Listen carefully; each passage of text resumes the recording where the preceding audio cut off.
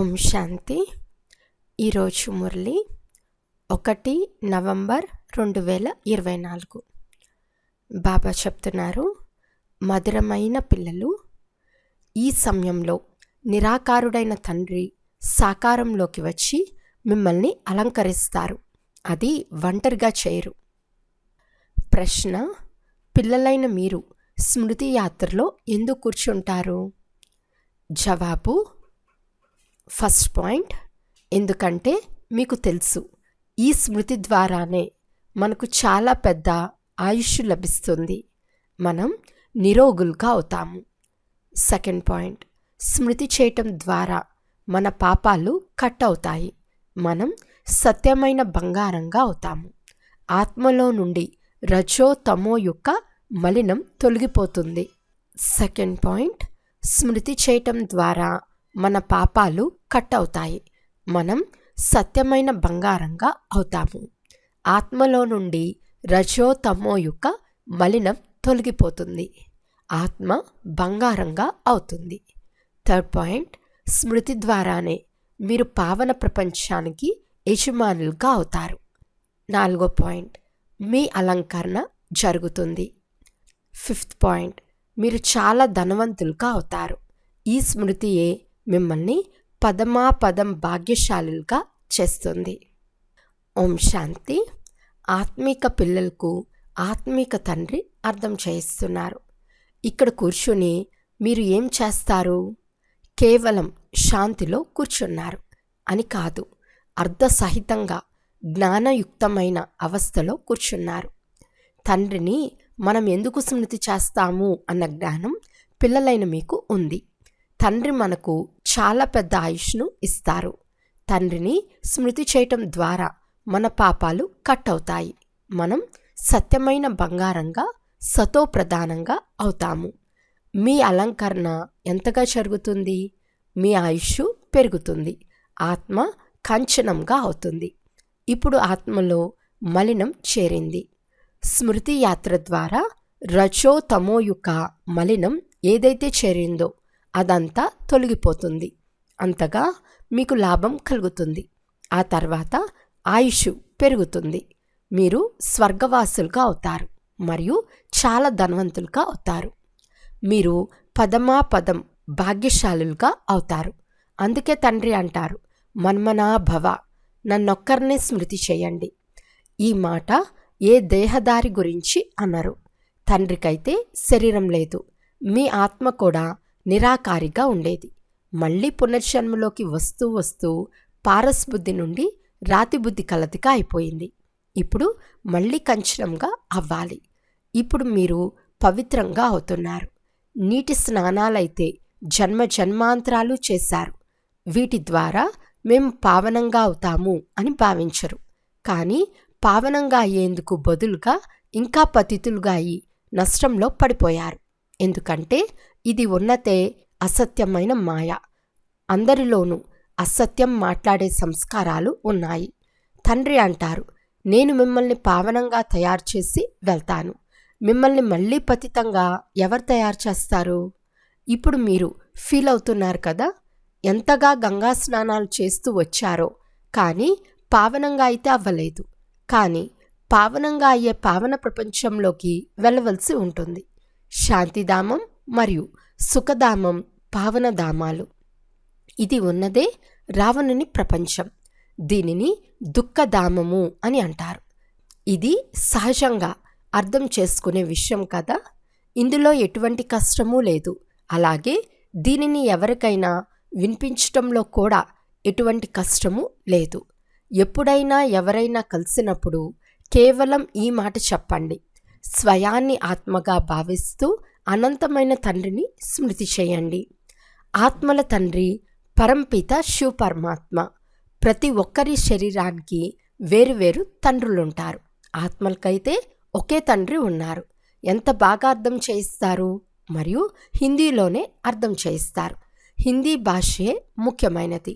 మీరు పదమాపదం భాగ్యశాలులు అని ఈ దేవీ దేవతలనే అంటారు కదా. వీరు ఎంత భాగ్యశాలులు, వీరు స్వర్గాధిపతులుగా ఎలా అయ్యారు అన్నది ఎవరికీ తెలియదు. ఇప్పుడు మీకు తండ్రి వినిపిస్తున్నారు. ఈ సహజ యోగం ద్వారా ఈ పురుషోత్తమ సంగం యుగంలోనే ఈ విధంగా అవుతారు. ఇప్పుడు ఇది పాత ప్రపంచం మరియు కొత్త ప్రపంచం యొక్క సంగమం. తర్వాత మీరు కొత్త ప్రపంచానికి అధిపతులుగా అవుతారు. ఇప్పుడు తండ్రి కేవలం ఇదే చెప్తున్నారు. ఈ 2 మాటలను అర్థసహితంగా స్మృతి చేయండి. గీతలో మన్మనా భవ అని ఉంది. ఆ మాటలు చదువుతారు, కానీ వాటి అర్థం ఏమాత్రం తెలియదు. తండ్రి అంటారు, నన్ను స్మృతి చేయండి, ఎందుకంటే నేనే పతిత పావనుణ్ణు, ఇంకెవ్వరూ ఈ విధంగా అనలేరు. తండ్రి అంటారు, నన్ను స్మృతి చేయటం ద్వారా మీరు పావనంగా అయి పావన ప్రపంచంలోకి వెళ్ళిపోతారు. మొట్టమొదట మీరు సతో ప్రధానంగా ఉండేవారు. మళ్ళీ పునర్జన్మలు తీసుకుంటూ తమో ప్రధానంగా అయ్యారు. ఇప్పుడు 84 జన్మల తర్వాత మళ్ళీ మీరు కొత్త ప్రపంచంలో దేవతలుగా అవుతారు. రచయిత మరియు రచన ఇరువురిని మీరు తెలుసుకున్నారు. కావున ఇప్పుడు మీరు ఆస్తికులుగా అయ్యారు. ఇంతకుముందు జన్మాంతరాలు మీరు నాస్తికులుగా ఉండేవారు. తండ్రి ఈ విషయంను ఏదైతే వినిపిస్తారో ఇది ఇంకెవ్వరికీ తెలియదు. మీరు ఎక్కడకు వెళ్ళినా ఎవ్వరూ మీకు ఈ విషయాలను వినిపించరు. ఇప్పుడు 2 తండ్రులు మీ అలంకరణను చేస్తున్నారు. ఇంతకుముందైతే తండ్రి ఒంటరిగా ఉండేవారు, శరీరరహితంగా ఉండేవారు. కానీ పైన కూర్చుని మీ అలంకరణను చేయలేరు.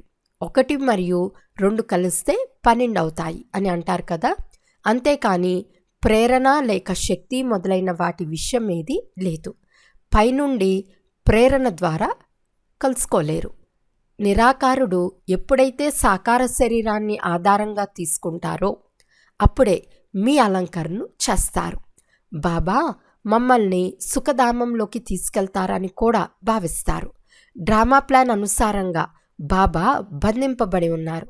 వారికి డ్యూటీ లభించి ఉంది. ప్రతి 5000 సంవత్సరాల తర్వాత పిల్లలైన మీకోసం వస్తారు. ఈ యోగ బలంతో మీరు ఎంత కంచనంగా అవుతారు? ఆత్మ మరియు శరీరం 2 కాంచనంగా అవుతాయి, మళ్ళీ చీచీగా అవుతారు. ఈ పురుషార్థంతో మేము ఈ విధంగా అలంకరింపబడ్డవారిగా అవుతాము అని ఇప్పుడు మీకు సాక్షాత్కారం అవుతుంది. అక్కడ వికారీ దృష్టి ఉండదు. అయినా కానీ శరీర అవయవాలన్నీ కప్పబడే ఉంటాయి. ఇక్కడ చూడండి, చీచీ విషయాలను రావణ రాజ్యంలో నేర్చుకుంటారు. ఈ లక్ష్మీనారాయణను చూడండి, వస్త్రాలు మొదలైనవి ఎంత బాగున్నాయి. ఇక్కడ అందరూ దేహాభిమానులుగా ఉన్నారు. వారిని దేహాభిమానులు అని అనరు. వారిది సహజ సిద్ధమైన సౌందర్యం. తండ్రి మిమ్మల్ని ప్రకృతి సిద్ధమైన సౌందర్యం కలవారిగా తయారు చేస్తారు. ఈ రోజుల్లో నిజమైన నగలను ఎవరు ధరించలేరు కూడా. ఎవరైనా ధరిస్తే వారిని దోచుకుంటారు. అక్కడ అటువంటి విషయం ఏమీ ఉండదు. అటువంటి తండ్రి మీకు లభించారు. వారు లేకుండానైతే మీరు తయారవ్వలేరు. మేమైతే డైరెక్ట్గా శివబాబా నుండే తీసుకుంటామని చాలామంది అంటారు. కానీ వారు అస్సలు ఎలా ఇస్తారు? పోని ప్రయత్నించి చూడండి, డైరెక్ట్గా అడగండి, లభిస్తుందేమో చూడండి. మేమైతే శివబాబా నుండి వారసత్వాన్ని తీసుకుంటాం. బ్రహ్మను అడగవలసిన అవసరం కూడా ఏముంది? శివబాబా తమ ప్రేరణ ద్వారా ఎంతో కొంత ఇచ్చేస్తారు అని చాలామంది అంటారు. మంచి మంచి పాత పిల్లలను కూడా మాయలా కరుస్తుంది. ఒక్కరినే నమ్ముతారు, కానీ ఆ ఒక్కరు ఏం చేస్తారు? తండ్రి అంటారు, నోరు లేకుండా ఎలా మాట్లాడగలను? నోరు యొక్క గాయనం అయితే ఉంది కదా. గోముఖం నుండి అమృతాన్ని తీసుకునేందుకు ఎంతగా కష్టపడుతూ ఉంటారు. మళ్ళీ శ్రీనాథ ద్వారం వద్దకు వెళ్ళి దర్శనం చేసుకుంటారు. కానీ వారిని దర్శించుకోవటం వల్ల ఏమవుతుంది? దాన్ని బొమ్మల పూజ అని అంటారు. అందులో ఆత్మ అయితే లేదు కదా. పంచతత్వాల బొమ్మ తయారై ఉంది అనగా అది మాయను తలుచుకోవటమే అవుతుంది. పంచతత్వాలు ప్రకృతి కదా. వాటిని స్మృతి చేయటం ద్వారా ఏం లభిస్తుంది? ప్రకృతి ఆధారమైతే అందరికీ ఉంది, కానీ అక్కడ ఉన్నది సతోప్రధానమైన ప్రకృతి, ఇక్కడ ఉన్నది తమోప్రధానమైన ప్రకృతి. తండ్రికి సతోప్రధానమైన ప్రకృతి యొక్క ఆధారాన్ని తీసుకోవాల్సిన అవసరం ఎప్పుడూ ఉండదు. ఇక్కడైతే సతోప్రధానమైన ప్రకృతి లభించదు. తండ్రి అంటారు, ఇక్కడ సాధు సన్యాసులు ఎవరైతే ఉన్నారో వారందరినీ నేనే ఉద్ధరించవలసి ఉంటుంది. నేను అస్సలు నివృత్తి మార్గంలోకి రానే రాను. ఇది ప్రవృత్తి మార్గం. పవిత్రంగా అవ్వండి అని అందరికీ చెప్తాను. అక్కడైతే నామరూపాలు మొదలైనవన్నీ మారిపోతాయి. తండ్రి అర్థం చేయిస్తున్నారు. ఈ నాటకం ఎలా తయారై ఉందో చూడండి. ఒకరి ముఖ కవలికలు మరొకరితో కలవు. ఇన్ని కోట్లాది మంది ఉన్నారు. అందరి ముఖ కవలికలు వేరువేరుగా ఉన్నాయి. ఎవరు ఎంతగా ఏం చేసినా కానీ ఒకరి ముఖ కవలికలు ఇంకొకరితో కలవు. దీనిని ప్రకృతి సిద్ధమైనది అని అంటారు. ఇది ఒక అద్భుతం. స్వర్గాన్ని అద్భుతం అని అంటారు కదా, అది ఎంత శోభాయమానంగా ఉంటుంది. మాయవి 7 అద్భుతాలు, తండ్రిది ఒకే అద్భుతం. త్రాసులో ఆ 7 అద్భుతాలను ఒకవైపు పెట్టండి, ఈ ఒక్క అద్భుతాన్ని ఇంకోవైపు పెట్టండి. అయినా కూడా ఇదే ఎక్కువ బరువు తూగుతుంది. ఒకవైపు జ్ఞానాన్ని, ఇంకొక వైపు భక్తిని ఉంచండి. అప్పుడు జ్ఞానం వైపు ఎంతో బరువు తూగుతుంది. ఇప్పుడు మీరు అర్థం చేసుకున్నారు. భక్తిని నేర్పించేవారైతే ఎంతోమంది ఉన్నారు. జ్ఞానాన్ని ఇచ్చేవారైతే ఒక్క తండ్రే. తండ్రి కూర్చుని పిల్లలను చదివిస్తారు, అలంకరిస్తారు. పవిత్రంగా అవ్వండని తండ్రి చెప్తే లేదు, మేమైతే చీచీగానే అవుతాము అని వారంటారు. గరుడ పురాణంలో కూడా విష వైతర్ణి నదిని చూపిస్తారు. తేలు, బల్లులు, పాములు మొదలైనవన్నీ ఒకదానికొకటి కాటు వేసుకుంటూ ఉంటాయి. తండ్రి అంటారు, మీరు ఎంతగా అనాథులుగా అయిపోతారు. పిల్లలైన మీకే తండ్రి అర్థం చేయిస్తారు. బయట ఎవరితోనైనా ఇలా నేరుగా అంటే వారు డిస్టర్బ్ అవుతారు. చాలా యుక్తిగా అర్థం చేయించవలసి ఉంటుంది. కొంతమంది పిల్లల్లో మాట్లాడే తెలివి కూడా ఉండదు. చిన్న పిల్లలు చాలా అమాయకంగా ఉంటారు. కావున వారిని మహాత్ములు అని అంటారు. మహాత్ముడైన శ్రీకృష్ణుడు ఎక్కడా? నివృత్తి మార్గంలో మహాత్ములుగా పిలువబడే ఈ సన్యాసులెక్కడా? అది ప్రవృత్తి మార్గం. వారు ఎప్పుడూ భ్రష్టాచారం ద్వారా జన్మించరు. వారిని శ్రేష్టాచారులు అని అంటారు. ఇప్పుడు మీరు శ్రేష్టాచారులుగా అవుతున్నారు.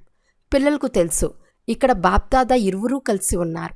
వారు తప్పకుండా బాగానే అలంకరిస్తారు. ఎవరైతే ఈ పిల్లలను ఈ విధంగా అలంకరించారో వారి వద్దకు మేము కూడా వెళ్ళాలి అని అందరికీ అనిపిస్తుంది కదా. అందుకే మీరు రిఫ్రెష్ అయ్యేందుకు ఇక్కడికి వస్తారు. తండ్రి వద్దకు రావాలి అని మనస్సు లాగుతుంది. ఎవరికైతే పూర్తి నిశ్చయం ఉంటుందో వారు ఏమంటారంటే, మమ్మల్ని కొట్టినా లేక ఏమి చేసినా కానీ మేము ఎప్పుడూ వారి తోడును వదలము. కొందరైతే ఏ కారణము లేకుండా కూడా వదిలేస్తారు. ఇది కూడా డ్రామా ఆటగా రచింపబడి ఉంది. వదిలి వెళ్ళిపోతారు లేక విడాకులు ఇచ్చేస్తారు. మీరు రావణుని వంశానికి చెందిన వారని తండ్రికి తెలుసు. కల్పకల్పం ఈ విధంగా జరుగుతుంది. కొందరు మళ్ళీ వచ్చేస్తారు. తండ్రి అర్థం చేయిస్తారు. చేతిని వదిలేయటం వల్ల పదవి తగ్గిపోతుంది. సన్ముఖంగా వస్తారు. మేము ఇటువంటి తండ్రిని ఎప్పుడూ వదలము అని ప్రతిజ్ఞ చేస్తారు. కానీ మాయారావణుడు కూడా తక్కువేమీ కాదు. వెంటనే తన వైపుకు లాక్కుంటాడు. మళ్ళీ సన్ముఖంగా వచ్చినప్పుడు వారికి అర్థం చేయించడం జరుగుతుంది. తండ్రి ఏమీ కొట్టరు కదా.